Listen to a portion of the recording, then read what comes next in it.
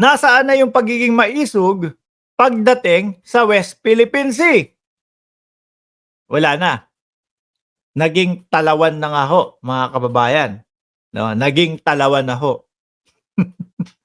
Patunayan nyo na maisog kayo bago kayo yung talagang yung mga nilalagay nyo dyan sa mga title ninyo, prayer rally. Patunayan nyo, madami ding prayer dyan sa rally ninyo.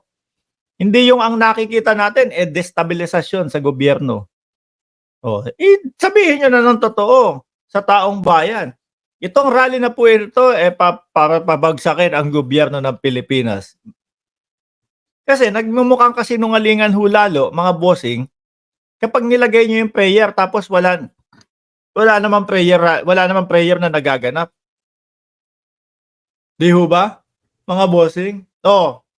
Since atat na atat naman po, eto kasing mga subscriber natin, atat na atat pagka maisog tapos walang tao yung pinag-uusapan, gustong-gusto agad nilang topic. Comment nyo nga po dyan, ilan yung dumating sa maisog? Ilan yung dumating daw po doon sa Mautog, Japan? May 1,000? Comment nyo nga ho dyan, mga kababayan, 631 viewers. Umabot po ba sila ng 1,000 doon sa Mautog, Japan?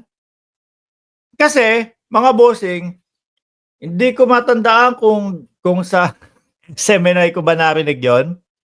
Ano po? Libo-libo, dagsa-dagsa, dadagsa ang tao doon sa kung saan mang lupalop ng Japan. Yung maisog rally na yon.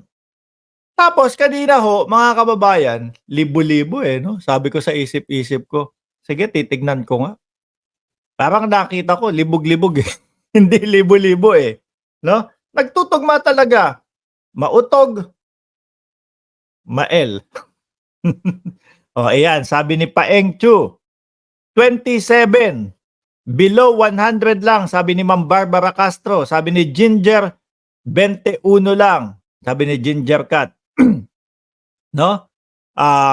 Paeng Chu, 27 lang. Sabi ni Chuk Wong Chan, 1,000 lang. Walang 1,000.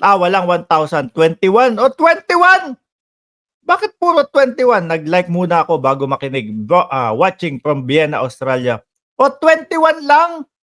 Sabihin na natin 200 na lang. Nagpicture sila sa harap ng stage.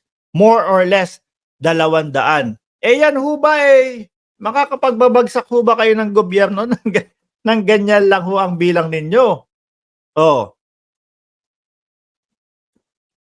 Ano ba? Diyan ba sa Japan may COVID pa din at kailangan yung mag-social distancing, no? Kulang yata sa inyo ang isang dipa Mga 10 dipa ba para hindi magkahawa-hawa? Nasa 280 naman. Sabihin na natin 1,000. Ano po? Vic Rodriguez pa pupunta dyan. Harry Roque pa pupunta dyan, ha? Syempre, yan yung mga medyo mataas nila dyan sa DDS Kaso, syempre, kapag ka ganun, expect mo, Vic Rodriguez.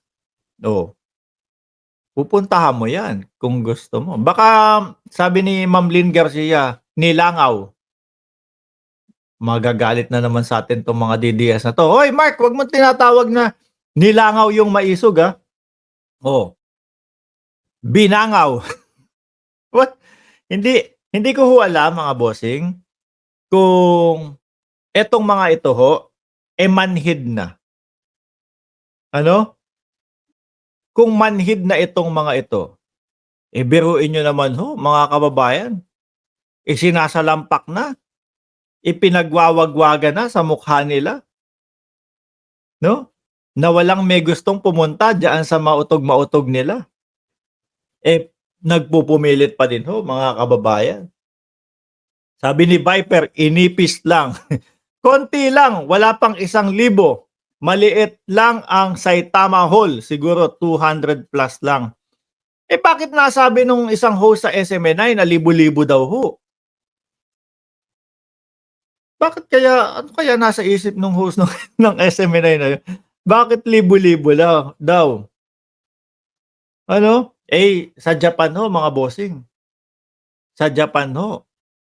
mabilis yung mga train diyan, ang transportasyon ho diyan mga kababayan. Kumbaga talagang hindi mo matatawaran ho, parang Singapore, ano? Yung Singapore, napapalibutan ho ng mga train.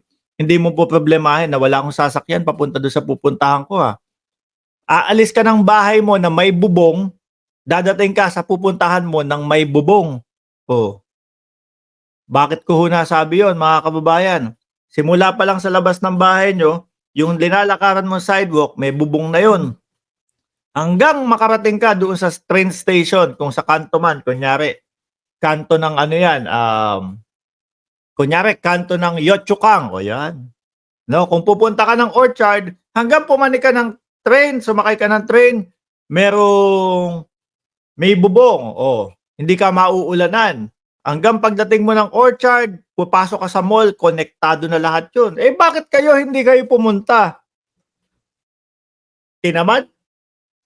Alam na kung ano ang sasabihin doon sa mautog? Or wala na talagang suporta? Ano? Japan pa ho yan, ha? O talagang hindi lang welcome sa Japan ang mautog nila? Maniwala kasi kayo kay Banat Bay. Ano? Maniwala kayo kay Banat Bay na kayo nakakulong sa isang box o sa bubbles. Na lahat ng naririnig nyo na kayo ay malakas pa, kayo-kayo lang yun. Subukan yung makarinig doon sa labas ng box ninyo. Sabihin, sino pala? Sino kayo? Ano pala yung pakay nyo dito? Ganun na lang. Di ho ba? Wala na, laos na. Tapos eto, kailangan muna hong sagutin yung mga issue sa inyo. Di ba? Issue ng dating Pangulong Duterte. Issue ng kung ano-ano. Oo, DDS ako kasi may matinong pananaw. May matinong pananaw ng kasinungalingan dyan, ha? Sisigaw-sigaw ng sinisigaw niya, bangag si PBBM. Tapos penging kaming ebidensya. Ngiwi, dahil ngiwi lang. Kawawa naman ho yung mga na-stroke.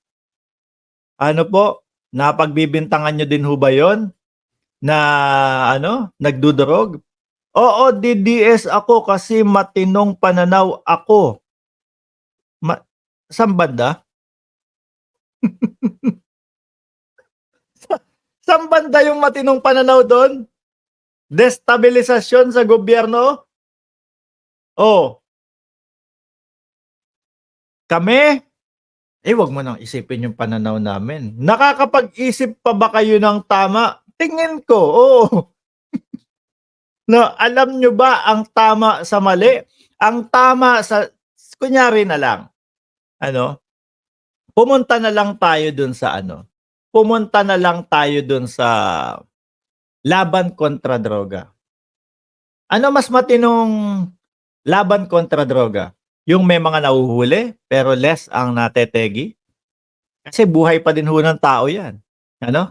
Yung may mga nahuhuli, malalaki din yung nahuhuli. O yung kapag ka nakahuli, tegi. Dahil ng laban daw ho. O yung kapag ka nakahuli, yung si Kian de los Santos, ayun, tegi pa. Maliliit. Tama ba yun o mali ako?